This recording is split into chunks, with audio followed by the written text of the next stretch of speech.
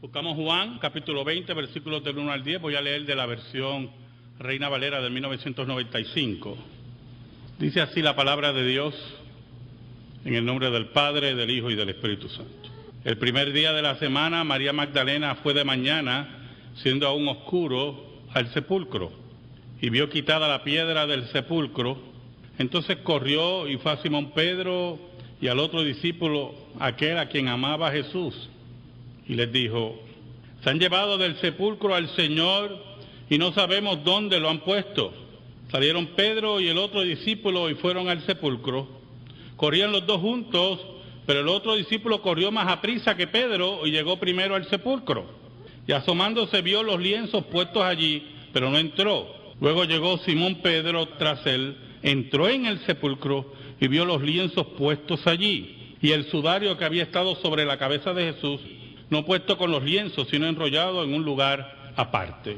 Entonces entró también el otro discípulo que había venido primero al sepulcro y vio y creyó. Pues aún no habían entendido la Escritura, que era necesario que Él resucitara de los muertos, y volvieron los discípulos a los suyos. Oramos. Dios bueno, tú que vives para siempre, te damos gracias, muchas gracias, porque en tu misericordia inescrutable y tu decreto que no entenderemos nunca, tú separaste pueblo y lo salvaste por los méritos de Cristo y la tumba vacía. Hoy, Señor, Dios bueno y Dios verdadero, queremos, Señor,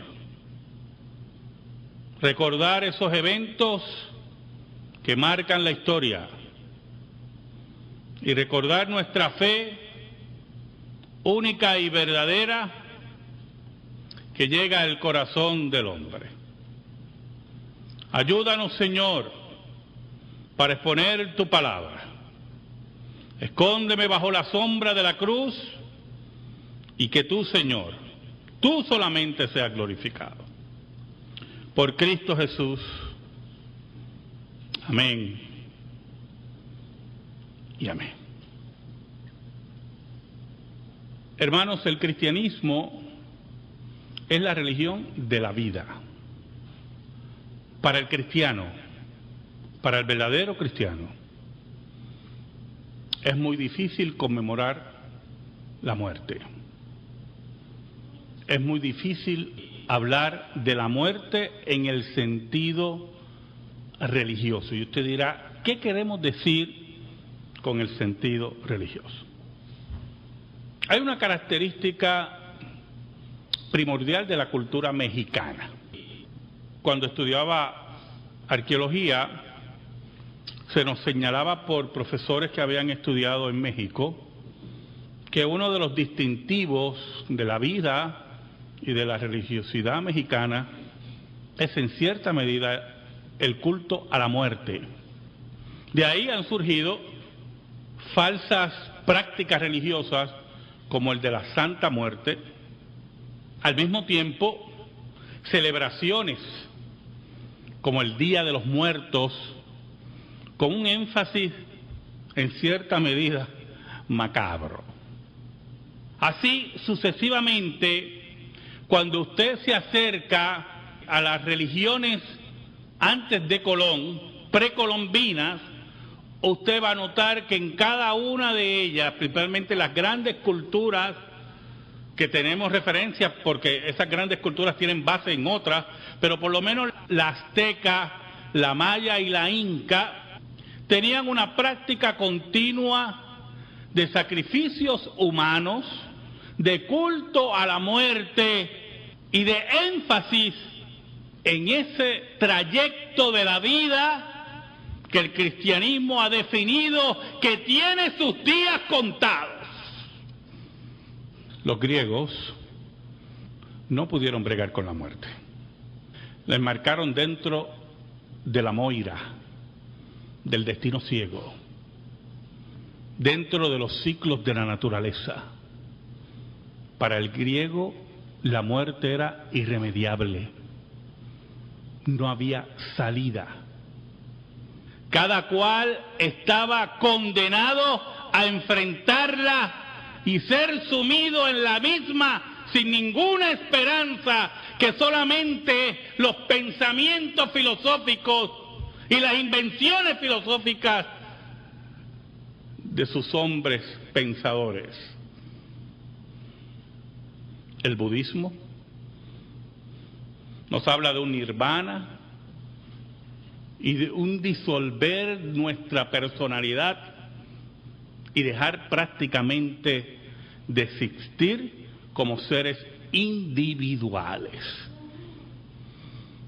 Dios es el creador de la individualidad. Una cosa es que usted tenga deseos egoístas individuales y otra cosa es que usted afirme la individualidad que Dios le ha dado. Son dos cosas muy diferentes. Por lo tanto, cuando hablamos de la muerte dentro del ámbito pagano, dentro de las filosofías natimuertas que ha producido el ser humano, hablamos de algo sin salida, de la desesperanza. Y toda religión que proclame la muerte es una religión muerta. Yo le he dicho a ustedes varias veces y vuelvo a repetirlo en esta tarde, que desde el punto de vista de las religiones comparadas, solamente el cristianismo proclama la vida. Le he dicho a ustedes que hablar que nuestros seres queridos después que mueren resucitan. Estoy viendo aquí un montecito verde. Resucitan en el montecito verde aquel, o en el mar, o en la florecita. Eso es una porquería de pensamiento, que lo que hace es afirmar nuevamente la muerte. Es un pensamiento que no puede bregar con la muerte y la reduce a la ridiculez de la naturaleza. Roma, escuche bien, Roma comenzó a convertirse en una religión de muerte. Nos llevaba de la mano a orarle a santos muertos, a ángeles inexistentes, a dar misa por los muertos, a hablarle a vírgenes que nunca han resucitado. A esa religión de la muerte, la Reforma Protestante afirmó la vida en Cristo Jesús. Ahora, cuando las prácticas religiosas pierden la vitalidad que da la vida en Dios, esas prácticas religiosas se convierten en eso, prácticas muertas, lo que nosotros llamamos ortodoxia muerta.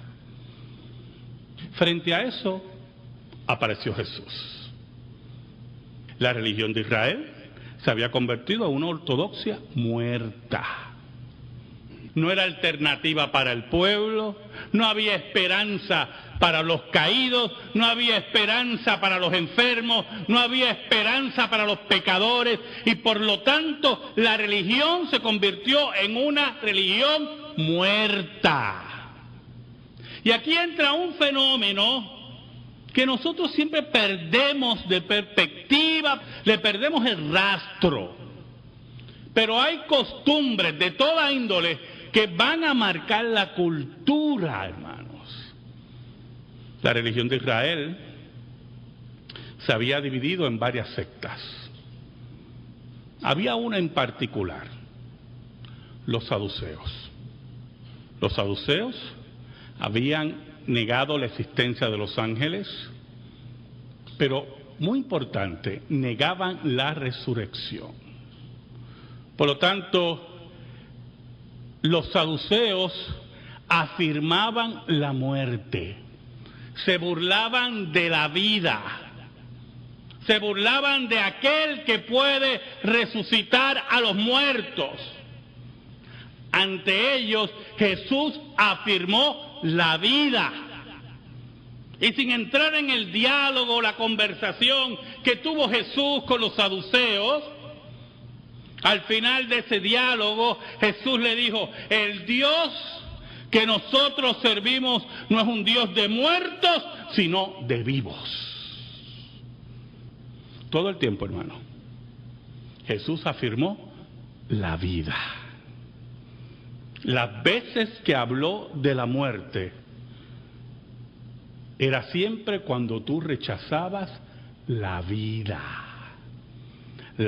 que estaba en Cristo y que está en Cristo.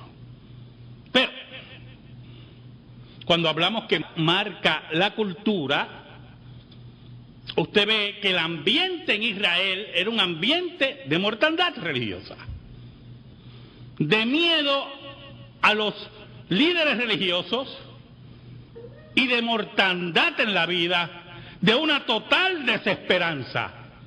Eso era ya la religión, la vida de Israel, hermano. El pueblo estaba lleno de supersticiones, el pueblo afirmaba la muerte, habían sectas como los saduceos liberales que negaban la resurrección, y había una total, y vuelvo a repetir, desesperanza. Un día apareció Jesús y empezó a hablar del reino de los cielos. O como dicen los otros evangelistas, Mateo es el único que habla del reino de los cielos, ¿verdad? Los otros evangelistas hablan del reino de Dios. No tenga mucho problema con eso yo. Y hablaba de entrar vivos al reino de Dios.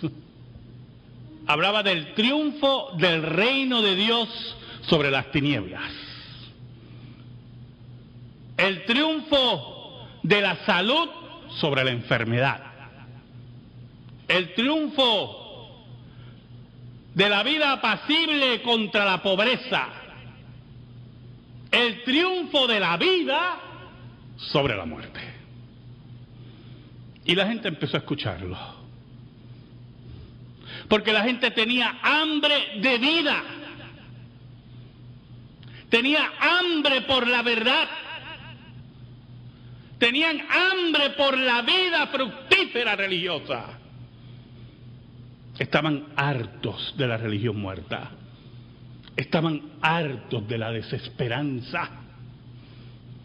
Estaban hartos de la sequedad. Y empezaron a escuchar a Jesús. Pero hay un detalle importante cuando usted habla de la vida de Dios, de la vida que nos dispensa Dios en medio de un mundo de pecado. En un mundo de pecado, la vida que nos dispensa Dios va a ser acosada, va a ser retada, va a ser humillada. La vida que nos dispensa Dios va a ser perseguida, va a ser retada. Y por lo tanto Jesús no solamente afirmaba la vida, sino afirmaba el valor que hay que tener para arrebatar esa vida. Hubo un momento en que Jesús empezó a hablar de su muerte. Y aquí vino el primer problema en la mente de los discípulos. El primer cortocircuito. El primer contrasentido. El que habla de la vida, el que dice que va a dar vida, el que dice que aunque uno esté muerto, tendrá vida, me habla de que va a morir. Y los discípulos, que lo hemos dicho 1000 veces, y lamentablemente si estoy 10 años aquí más, lo van a oír 1000 veces más, habían creado su castillo de vida basado en que Jesús era el Rey, el Mesías, que no moriría. Y por lo tanto el contrasentido de aquel que podía calmar los vientos y el mar, de aquel que podía sanar a los leprosos, de aquel que podía darle vista a los ciegos, de aquel que los mismos enemigos decían, ningún hombre ha hablado como este, no pueda enfrentar la traición, la política corrupta de Roma, ni el temor momentáneo pero certero de los discípulos. Y por lo tanto los discípulos, por cierto, los discípulos y las mujeres que acompañaban a Jesús entraron en negación. Y Jesús volvía a hablar de la muerte y de su muerte, y inmediatamente ellos cerraban sus oídos. Porque regularmente cuando Cristo hablaba de su muerte, lo acompañaba con un discurso de la vida. Y usted dirá, ¿cómo, pastor? Porque siempre decía, pero al tercer día resucitará. Pero como ellos cerraban sus oídos y sus corazones a la palabra de Jesús, a la guía certera del Maestro, no oían la segunda parte. Y no hay cosa más terrible para un creyente de cerrar sus oídos a la palabra de Dios. Que por su reino creado en su mente, usted cierre sus oídos a la palabra de Dios. Que por sus complejos, usted cierre sus oídos a la palabra de Dios. Que por sus conclusiones o sus ideas preconcebidas, sin ninguna base, usted cierre sus oídos a la palabra de Dios. Cristo era la palabra encarnada. Cuando Cristo hablaba, era la palabra de Dios. Aquí no estamos hablando de un apóstol, aunque Cristo era apóstol. No estamos hablando de un simple profeta humano, aunque Cristo era profeta. Cristo era la palabra de Dios encarnada. No salía equivocación de sus labios. No salía error de su boca, no salía mentira. Cristo nos invitaba a beber del agua viva. Cristo nos invitaba a tomar de los valles verdes. El que entra por la puerta encontrará ¿qué? Valles verdes de alimentación. Era todo el tiempo la vida, el discurso de la vida. Pero nosotros siempre nos cerramos a la palabra de Dios. Y posiblemente somos más abiertos en nuestro espíritu, en nuestro ser y en nuestros oídos a nuestros jefes, a nuestros familiares, a nuestros padres, a nuestros esposos, a nuestras esposas, pero cuestionamos y nos resistimos a la palabra de Dios. Por eso Cristo decía, todo aquel que ame padre, madre, hermano, más que a mí, no es digno de mí. Y bienaventurado aquel que no encuentra tropiezo en mí. Y eso es muy importante por lo siguiente. Si Cristo es la vida en el sentido pleno de esa palabra, mire hermano, yo pongo así, espero a las 12 para prender el televisor para oír a los mitas, por una manía ya. Y la manía de estar afirmando que aquí hay alegría, que aquí hay vida. No hay vida cuando sales fuera del templo y ves una tumba llena. Ahí no hay vida. Juanita García está muerta y está muerta para siempre. Pero cuando Cristo hablaba de la vida, hablaba de la plenitud completa de la vida. Lo que es el sentido de la vida. Y el sentido de la vida está que tu destino esté resuelto por la obra de Cristo. Y a esa desesperanza, a ese futuro incierto, llegó Jesús cuando llegó a Palestina.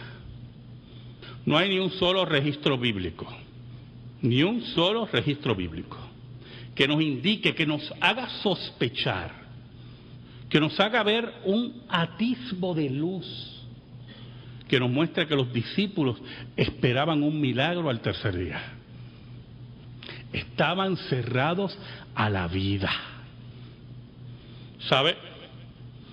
Juan dice en el primer versículo que hemos leído: el primer día de la semana María Magdalena fue de mañana, siendo aún oscuro, al sepulcro y vio quitada la piedra del sepulcro. Juan hace un resumen ahí, pero rapidísimo, de lo que ocurrió en ese primer momento. Marcos nos dice que María Magdalena no iba sola. Iba con otras mujeres, iban cuestionando: ¿quién nos quitará la piedra? Mire qué cosa tremenda. Estaban imbuidos en la cultura de Israel, de la mortandad, de la desesperanza. No escuchaban al maestro. Cuando usted y yo no escuchamos al maestro, nos hundimos en la desesperanza y en la muerte. Cuando no le creemos a la palabra de Dios, cuando cerramos nuestros oídos a la amonestación bíblica, nos hundimos en la muerte. Y Juan dice que María Magdalena vio la piedra quitada. Bueno, es que eso es lo que teníamos que esperar. Pero ellos no esperaban eso. Versículo 2 dice: entonces corrió y fue a Simón Pedro y al otro discípulo a quien amaba Jesús, Juan, y les dijo, escucha bien, mire cómo dice María Magdalena: se han llevado del sepulcro al Señor y no sabemos dónde lo han puesto. Qué terca esa mujer, qué ciega esa mujer, embuida en la desesperanza, en el ambiente cultural de Israel. Oh, hermano, escuche lo siguiente. Yo empecé a pastorear a los 21 años en el pueblo de Humacao. Fui pastor allí como 2 o 3 años. Una locura. Si usted llega a una iglesia y ve a un pastor de 21 años, váyase, corra, prenda el carro y váyase corriendo. ¿Oyó? Y si no tiene gasolina, llene el tanque y nunca aparezca. Y me topé con mucha gente buena, los cuales fueron, ¿verdad?, mis conejillos de indias. Pero me encontré con mucha gente muerta. Y qué terrible cuando en el recinto de los vivos hay muertos. Y aquí estaba María Magdalena muerta. Pero lo terrible de esto es lo siguiente: es que si usted lee a Marcos, Marcos dice, que fue el pasaje de la liturgia, que un ángel ya se le había aparecido, le había dicho: no está aquí, ha resucitado. No hay cosa más terrible que la incredulidad. La incredulidad que te lleva a la muerte. Cuando no le crees a Dios, vas rumbo a la muerte. Cuando no le crees a Dios, es que como estás muerto, vas a reafirmar tu muerte. Lo interesante que va donde Simón Pedro, dice Juan. Un dato muy curioso, aparentemente, Simón Pedro, aparentemente, aparte de que no importa que lo hubiera negado, mantenía un liderato en la iglesia, en el grupo, ¿verdad?, que no podía todavía llamarse iglesia. Pero era el hombre también de mayor edad, aparentemente. Y va donde él: se robaron el cuerpo del maestro. Yo me río porque si llegan a ser puertorriqueños, hermano. Después de esto, estuviéramos nosotros. ¿Tú te acuerdas cuando tú fuiste? Esta decía que le robaban el cuerpo. Puertorriqueño que le gusta recordar los errores de uno. Oiga, el versículo 3 dice que salieron Pedro y el otro discípulo, Juan era más joven, y fueron al sepulcro.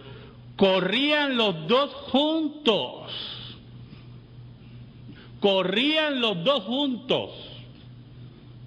Pero de momento, como Pedro era más viejo, Juan le llevó la delantera.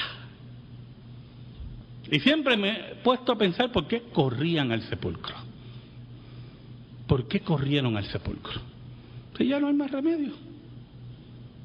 Algo le recordó las palabras del maestro. Por eso vamos a leer más adelante un fenómeno importante en la mentalidad de Juan y Pedro. y corrían, y llegan, Juan, dice el versículo 5, y asomándose vio los lienzos puestos allí, pero no entró. Tuvo miedo. Se asomó y dijo, allí yo no voy a entrar. Para allá yo no voy a entrar.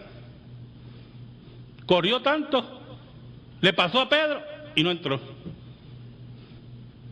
Oh, hermanos, tenerle miedo a la muerte es una señal de que usted tiene que rebuscar si ya encontró la vida. No estoy hablando de tenerle miedo a cómo morir. ¿Quién desea morir quemado? Ni un piromaníaco desea morir quemado. Esos son los primeros que salen corriendo. ¿Quién desea morir ahogado? Versículo 6 nos dice, luego llegó Simón Pedro tras él, entró en el sepulcro y vio los lienzos puestos allí.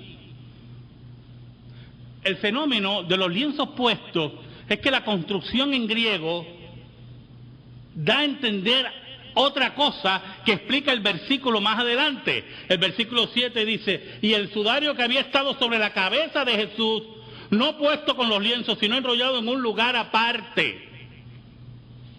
Y la descripción en griego es que los lienzos estaban puestos como habían sido enrollados, no tirados en una esquina, como si alguien se hubiera quitado los lienzos, sino que Jesús mismo había traspasado los lienzos y el que estaba en la cabeza estaba separado a la distancia que estaba según la cabeza. Y Pedro miraba la escena y yo me imagino que el corazón empezó a latirle fuertemente, porque se daba cuenta que algo había ocurrido, algo que él no había querido escuchar. Y usted ve que el versículo 8 dice, entonces entró también el otro discípulo. Este versículo es muy importante, es la clave, ¿verdad? Es el clímax. Entonces entró también el otro discípulo que había venido primero al sepulcro y vio, ¿y qué dice? Y creyó. Corrían juntos, pero los dos iban pensando, ¿habrá resucitado? Este que nos hablaba de la vida, este que destruía la muerte ante nuestros ojos, ¿habrá vencido la muerte? Allí estaba Pedro y Juan, mientras María Magdalena regaba la noticia que habían robado el cuerpo del Señor. Allí estaba Pedro y Juan afirmando la vida. Allí estaba Pedro y Juan por fin separándose del concepto cultural del judío en el siglo I y afirmando la vida. Allí estaba Pedro y Juan creyendo por fin en Jesús. El versículo 9 dice, pues aún no habían entendido la Escritura, que era necesario que Él resucitara de los muertos. Y aquí tenemos un problemita. Si usted va al Antiguo Testamento, no va a encontrar un versículo así claro que dice, resucitará al tercer día. Si lo encuentra, me avisa. Ah, pero el Antiguo Testamento afirmaba, los salmos, ¿te acuerdas del salmo que leímos hoy? Que no permitirás que tu santo vea corrupción. En los salmos se afirmaba la vida. Se cumplía la Escritura frente a ellos. Y ellos no entendían la Escritura porque no querían entender la Escritura. Querían afirmar su reino, querían afirmar la muerte, querían afirmar lo decadente, lo que se acaba. Y Cristo hablaba de un reino eterno y de vida eterna. Allí cuando creyeron, el versículo 10 nos dice que volvieron a los suyos. ¿Y quiénes eran los suyos? Allá iban ellos a desbaratar el pensamiento de María Magdalena. Allí iban ellos a afirmar el mensaje de la vida. Allí ellos iban a enseñar lo que Cristo después le afirmó en el camino a Emaús. Era necesario que el Cristo padeciese y al tercer día venciera la muerte. Por eso hoy, como todos los años, hermanos, esta madrugada, desde Roma, el Papa Benedicto XVI, proclamando la resurrección de Cristo, en Jerusalén, yendo a la tumba vacía, miles, literalmente miles de iglesias en los Estados Unidos abrieron sus puertas a las 6 de la mañana para afirmar que Cristo ha vencido la muerte. En América del Sur, en Rusia, se tocaban las campanas en la Rusia, donde los enemigos de Dios decían que Dios había muerto. Hoy se afirma que Cristo vive. En África, en Oceanía, en Australia, en Rusia, en los países islámicos, se proclama que Cristo ha vencido la muerte, porque Cristo es la vida. Y si tú no conoces a Cristo, no tienes la vida. Por eso la afirmación bíblica siempre será, para que encuentres la vida, la verdadera vida, que si confesares con tu boca que Jesucristo es el Señor y creyeres en tu corazón que Dios lo levantó de entre los muertos, serás salvo. Amén. Gracias te damos, Señor. Gracias te damos en esta hermosa tarde que afirmamos con todo el mundo cristiano, alrededor del orbe, que tú venciste la muerte. Ayúdanos a afirmar la vida y creer en tu palabra. Por Cristo Jesús. Amén. Y amén. Estamos en silencio, hermanos.